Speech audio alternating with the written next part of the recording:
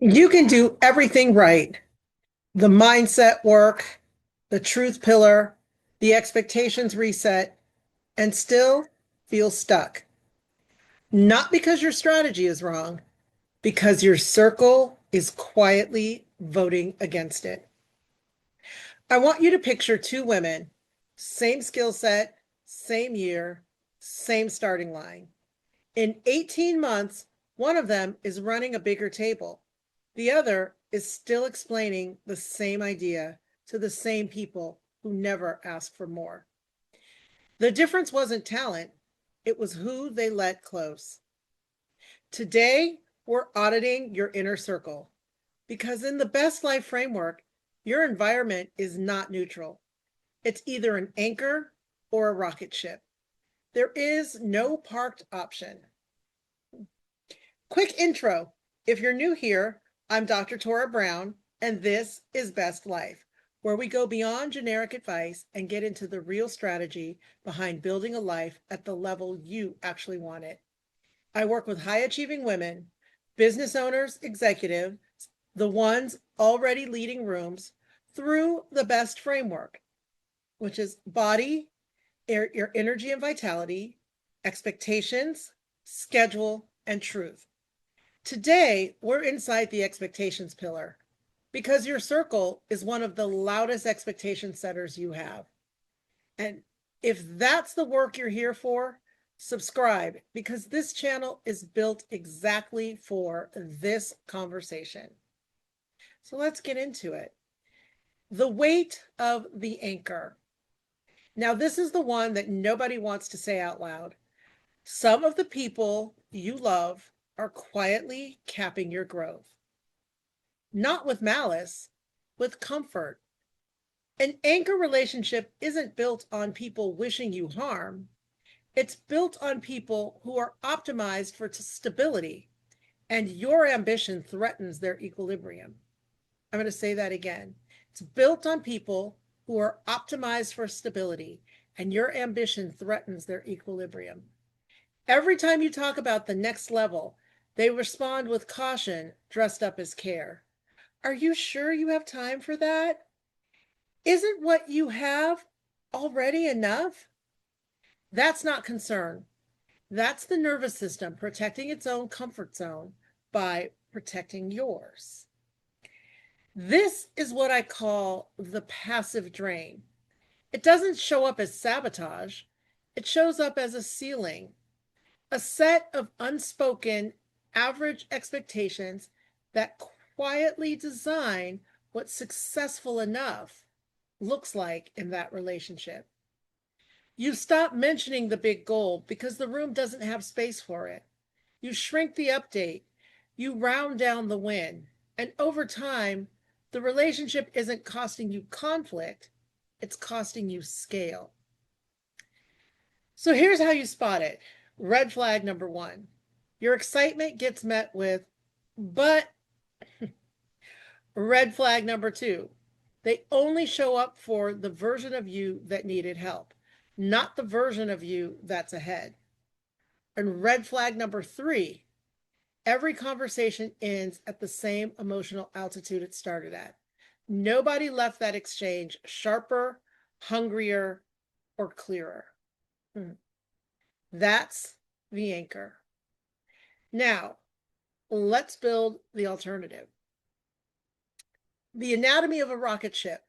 This is what I call the relationships that we're looking for, rocket ship relationships. And they have a completely different architecture. These aren't just people who cheer for you because, well, cheering is easy, right? These are people whose presence forces recalibration. High velocity partners think in a different geography. They're not asking, how do I win in my zip code? They're asking, how do I win at scale? And because that's their default lens, spending time with them stretches your own. You walk away from lunch with a bigger map than you walked in with. The signature trait to look for is what I call a reciprocal challenge. In an anchor relationship, you do the emotional labor of managing the room. In a rocket ship relationship, every exchange is a trade. You leave with a sharper strategy or a higher standard than you arrived with, and so do they. It's not one directional support, it's mutual acceleration. And this is the shift I need you to make. Stop looking for people who simply support you. Support is passive. You want people who supply two things at once: raw energy and critical feedback. The energy without the feedback is just a cheer squad. The feedback without the energy is just criticism. You need both from the same person in the same conversation. That combination is rare, which is exactly why the next thing I'm going to talk about really matters. Okay? And that's the 2026 Inner Circle Audit. You cannot upgrade what you haven't audited. So here's the exercise.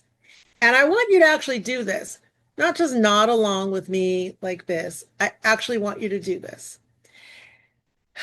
Take your five most frequent contacts, the people you text first, call after big meetings, debrief with after hard days, run each one through what I call the energy exchange framework. After time with this person, do you leave with more fuel than you arrived with or less? Be honest. Fatigue disguised as familiarity is still fatigue. Once you've done that, sort your full circle into tactical tiers. Tier 1, casual acquaintances, low stakes, low expectations, fine as they are. Tier 2, situational allies, useful in specific contexts, not built for your whole ambition. Tier 3, your elite core, the handful of people who are allowed to see the real goal because they can handle the size of it and they'll hold you up to it. So here's the part that stings. This audit is going to surface some necessary friction. Some tier 1 relationships have been quietly occupying a tier 3 seat, and that seat has been unavailable to the people who actually deserve it. Auditing your past is uncomfortable, but you can't design your future inner circle while your current one is still fully booked. So, engineering your strategic core, what does that look like? Once you've made room, you have to fill it deliberately because a vacuum left unmanaged just gets refilled by the next available anchor.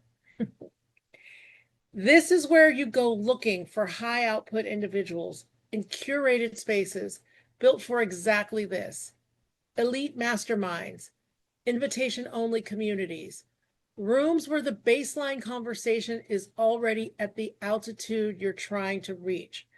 You're not going to accidentally bump into your Rocketship circle at the same events where you met your anchor circle. Proximity is strategy, not an accident. And when you find candidates, vet them the way you'd vet a business partner, not a friend, not how you vetted the friend a decade ago. Okay? Prioritize shared obsession and operational velocity over historical loyalty. Loyalty answers the question, how long have we known each other? Velocity answers the question, where are we both headed and at what speed?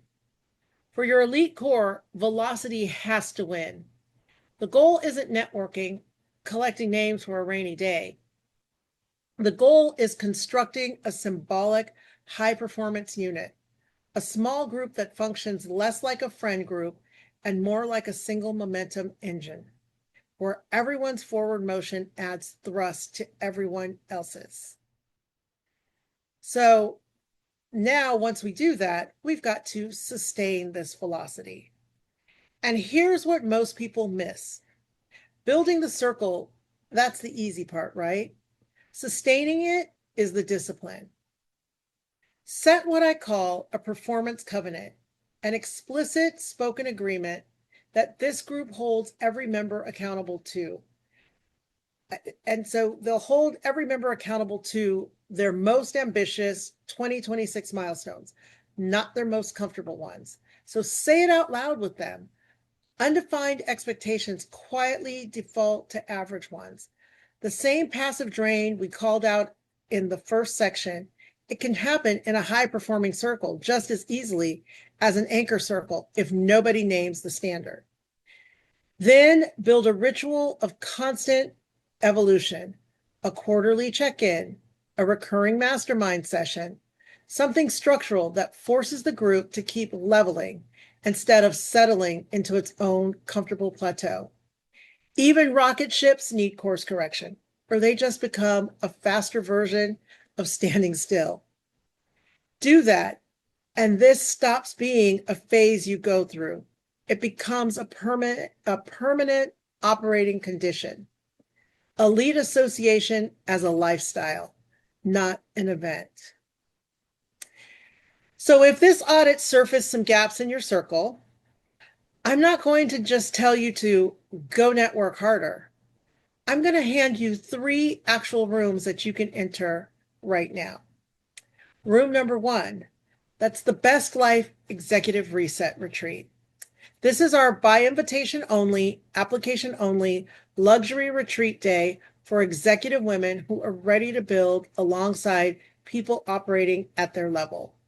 1 day, 4 pillars, a room engineered for exactly the kind of high velocity connection we talked about today.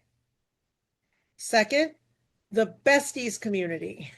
This is where the everyday version of your elite core lives.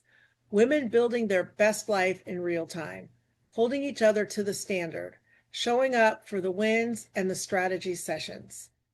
And third, the 90-day Mastermind Accelerator, currently open for waitlist. This is the performance covenant built for you in structured form.